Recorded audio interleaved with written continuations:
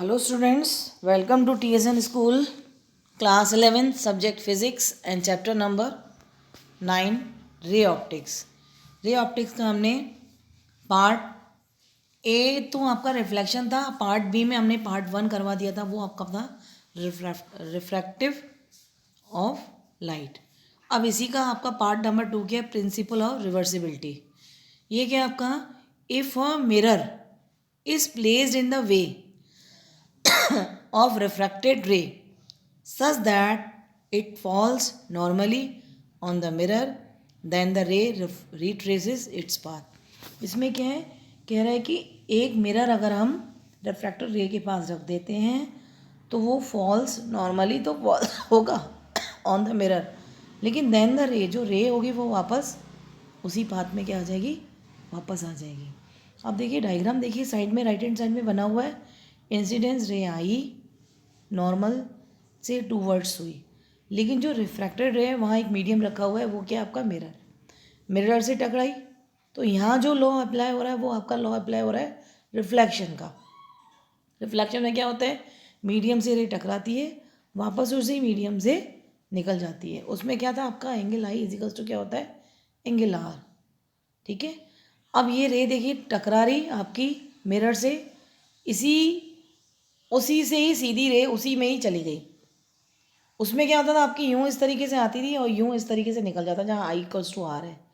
अगर ये इस तरीके से झुक रही है टूवर्ड्स की तरफ, तो उसी टूवर्ड्स की तरफ ही आपकी वापस वहीं से लौट जाएगी, वापस उसी तरफ से लौट गई. क्योंकि अगर एंगल यहाँ पे आपका क्या बन रहा है, सपोज करो ज़ीरो है, सीधी आ रही है, तो जो एंगल आई अगर ज़ीरो है तो एंगल आर भी क्या होगा, ज़ीरो. तो वहीं से ही वो निकलेगी. ठीक है. तो उसी मीडियम से आई और वापस चली गई. तो यहाँ पे जो लॉ अप्लाई हो रहा है वो रिफ्लेक्शन का इधर था. रीट्रेसेस इज पार्ट्स, अपने पास से ही रीट्रेसेस हो गई. When path is O A B. अब ओ ए बी देखिए, O A B apply Snell law. इसमें अगर हम स्नेल्स लॉ अप्लाई करते हैं तो mu one i is equals to mu two r, sine I upon sine r is equals to mu two upon mu one.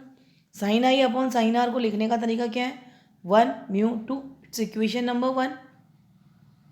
When path is B A ओ. अब हम चलते हैं बी ए ओ उल्टा. ये देखिए हमने इधर साइड में डायग्राम देखिए हमने राइट हैंड साइड में बना रखा है, उसमें भी हमने ये रिफ्लेक्शन का बताया कि इंसिडेंट रे आई वापस उठी मीडियम से चली गई. ठीक है. तो यहाँ पे एंगल आई इसको टू क्या था, angle are.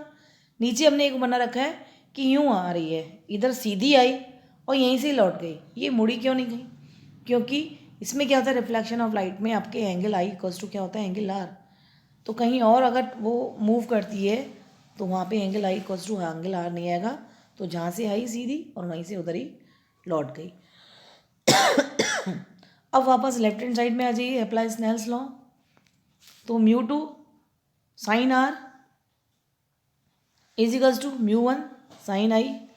Veins path B A O में देखिए, पहले ऊपर क्या था आपका ए ओ ए बी में, अब बी ए ओ में mu two sine r is equals to mu one sine i. तो sine are upon sine I is equals to mu one upon mu two. Mu two के साथ sine r है, तो sine are upon sine I is equals to, को लिखने का तरीका क्या हो गया, two mu one. It's equation number 1. अब जो इक्वेशन नंबर 1 और 2 है, इन दोनों को हमने क्या कर दिया, आपस में मल्टीप्लाई कर दिया. Sine I upon sine r into sine are upon sine i, 1 mu two into 2 mu one. Sine i से साइन आई कट हो गया, साइन आर से साइन आर कट हो गया, तो 1 is equals to 1 mu two into 2 mu one. इसको इस तरह हम दूसरी साइड ले आए, 1 mu two into 2 mu one is equals to 1. तो 1 mu two is equals to हम क्या लिख सकते हैं, 1 अपॉन 2 म्यू वन लिख सकते हैं. क्रॉस मल्टीप्लाई हो रहा है तो यही चीज़ आएगी. तो 2 mu one is equals to 1 upon 1 mu two. कुछ भी लिख दो, वो आगे वो ऊपर वो नीचे, यहाँ 2 म्यू वन यहाँ ये नीचे, दोनों तरीके से हम इसको लिख सकते हैं. तो आपका 1 mu two is equals to क्या हो सकता है, 1 अपॉन 2 म्यू वन. ओके. अब आपका आता है रिफ्रैक्शन थ्रू ग्लास स्लैब. अब ग्लास स्लैब के थ्रू हम रिफ्रैक्शन देखेंगे वो किस तरीके से हो रहा है. ये देखिए आपका एक स्क्वायर या रेक्टेंगल जो भी आप मान लो, पी क्यू आर एस है, ठीक है। अब ऊपर आपका एयर है मीडियम, बीच में आपका ग्लास मीडियम है, फिर आपका क्या है नीचे वापस एयर, ठीक है। आप देखिए इसमें हमने नॉर्मल बना दिया, और एयर जो है वो आपका रेयर मीडियम है, ग्लास आपका कैसा हो गया डेंसर, रेयर से आई और डेंसर में गई तो नॉर्मल के टू वर्ड्स, फिर वापस हम ग्लास से वापस यानी कि डेंसर से रेयर में जा रहे हैं, तो इंसिडेंट रे आई और क्या होगी away from the normal, okay. ऊपर तो एंगल आई, नीचे आपका यहाँ पे आर। अब ये जो सेकेंड वाला है उसमें एंगल आई होना चाहिए था, उसमें आर क्यों लिखा है, क्योंकि मीडियम क्या है यहाँ दोनों पे सेम ही है ग्लास वाला।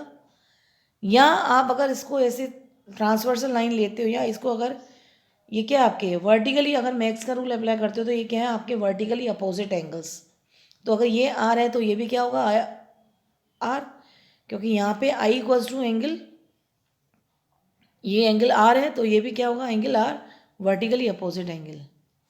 और नीचे वाला एंगल आपने क्या मान लिया ई, जो कि एंगल आर के इक्वल है, लेकिन उसको हमने क्या लिख दिया एंगल ई, जिसको एंगल ई को हम क्या बोलते हैं एमर्जेंट एंगल, क्या बोलते हैं एमर्जेंट एंगल, ओके। तो हमें यही इसमें यही प्रूव करना है, जो एंगल आई ऊपर है इंसिडेंट वाला और जो नीचे एमर्जेंट एंगल है, तो ये दोनों इक्वल प्रूफ करने हैं कि proof angle I equals to angle E. अब प्रूफ क्या करना है, apply Snell's law at A ऊपर और नीचे हमने बी माना है इसको, जो सेकेंड वाला नॉर्मल है वहाँ पे बी, तो apply Snell's law at A, u a sine I is equals to u g sine r, sine I upon sine r is equals to u g upon u mu a, ठीक है, u नहीं mu a, mu ji upon mu a. Equation number 1, apply Snell's law at B, B पे हमने Snell's law apply किया, mu ji sine r is equals to mu A sign ई, तो sine are upon sine E is equals to mu A upon mu G. Equation number 2, इधर भी हमने equation number 1 और 2 को क्या कर दिया आपस में multiply, sine I upon sine are upon sine E is equals to mu ji upon mu A upon mu ji, sine are से साइन आर क्या हो गया कट गया, म्यू जी से म्यू जी, म्यू ए से mu A, sine I upon sine E is equals to 1, तो यहाँ से sine E is equals to sine I is equals to sine E, that is I is equals to E, hence prove. हमें यही चीज़ prove करनी थी, okay. This shows that a ray of light displays parallel to itself, that is its go lateral displacement। अब देखिए lateral displacement क्या होता है ये हम आपको नेक्स्ट इसमें फिगर में बताएंगे किस तरीके से बनाया हुआ है। ये देखिए इस फिगर में देखिए, अगर इसको हम ए से इसको डॉटेड करके लेते हुए आते हैं तो ये नीचे पैरेलल होती जाएगी, तो ये जहाँ हमने लिख रखा है ना ये B N dash, B N dash और नीचे एरो बना के इस तरीके से लिखा हुआ है, it's called B lateral displacement, okay. ये होता है लेटरल डिस्प्लेसमेंट। तो वही ऊपर लिखा है कि this shows that a ray of light displace parallel to itself, that is goes lateral displacement.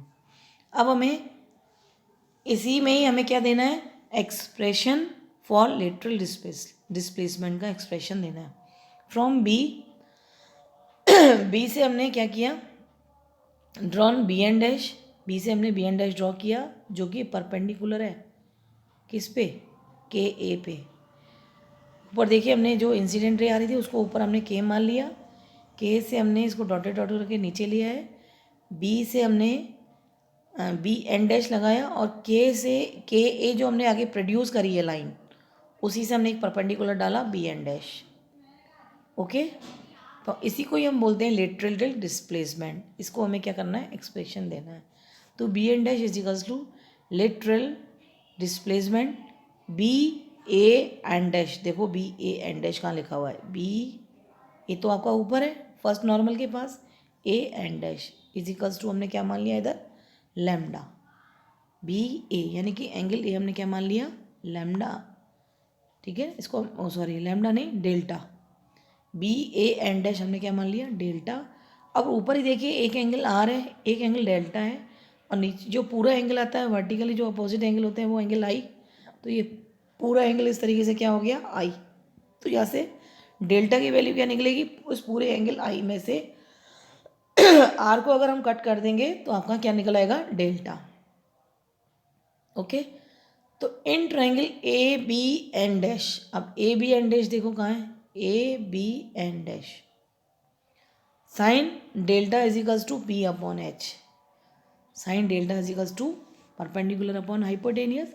Perpendicular आपका क्या है, बी एन डैश, ठीक है, और हाइपोटेनियस क्या है आपका, ए बी, ए बी, ठीक है। तो यहाँ से B N dash is equals to क्या निकलेगा, ए बी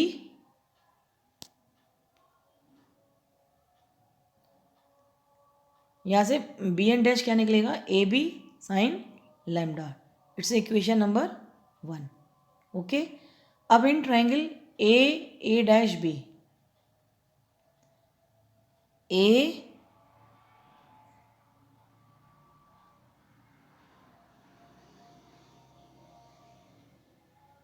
डैश, देखिए नॉर्मल में हमने नीचे लिख रखा है ए डैश बी, ये वाला ट्राइंगल इस तरफ, ए डैश और ये बी, ठीक है। यहाँ से हमने क्या निकाला, cos r, base upon hypotenuse, A dash upon A B, A dash upon A B किसके हैं, ए बी यहाँ से किसके इक्वल निकलेगा, A dash upon cos r, A B upon A dash. अब देखिए ए डैश कितना है आपका, ये आपका जहाँ पी एस है उसको हमने इस ग्लास की क्या मान ली, थिकनेस, उसको हमने टी माना है। तो यहीं से ए डैश भी क्या है, वही ग्लास की, वही जो लेंथ है वो तो वही है, सेम है। तो ए डैश की भी जो लेंथ होगी वो कितनी होगी, टी डैश। ए डैश की जगह हमने क्या लग दिया, T upon cos R. It's equation number 2। जो ये 2 है इक्वेशन नंबर, पुट 2 इन 1, 2 की वैल्यू हमने 1 में सब्सिट्यूट करी, ए बी की वैल्यू निकालिए, वो हमने इक्वेशन नंबर 1 में सब्सिट्यूट करी।